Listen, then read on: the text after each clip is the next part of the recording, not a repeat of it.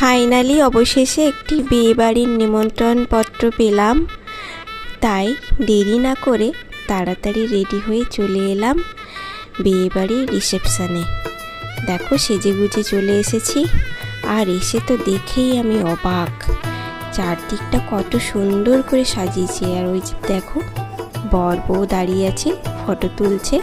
আমি তাড়াতাড়ি চলে এলাম খাবারের দিকটায়।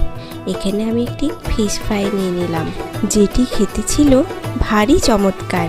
মেয়ে ওইদিকে আইসক্রিম খাচ্ছে, আমি নিলাম একটি ড্রিঙ্ক, আর ছেলে খাচ্ছে চিকেন কাবাব।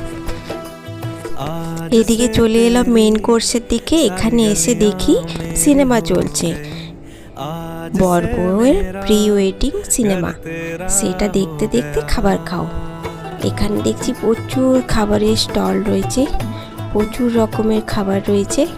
কোনটা খাবো না সেটাই চিন্তা করছি, কেন কি আমার পেটে অল্পই জায়গা আছে, একটু খেলেই পেট ভরে যায়। এখানে দেখো নানা রকমের স্যালাড রয়েছে, কিন্তু এইগুলো তো খাওয়া যাবে না, শুধু ভিডিও করে নিলাম। এইগুলো খেলে আমার পেট ভরে যাবে। এরপরে চলে এলাম খাবারের দিকে। প্রথমে একটা মটরশুঁটির কচুরি খেয়ে নিলাম তাড়াতাড়ি, দিয়ে চলে এলাম আমার ফেভারিট পোলাও নিতে। আর তার সাথে তো মটন কষা নিতেই হবে। কম্বিনেশনটা দেখো, মটন কষা সাথে পোলাও। আবার ওইদিকে চোখে পড়লো চিংড়ি মাছের মালাইকারি, যেটা খেতে হয়েছিল খুবই দুর্দান্ত। তাই কোনো কিছু না ভেবে নিয়ে নিলাম একটি চিংড়ি মাছের মালাইকারি।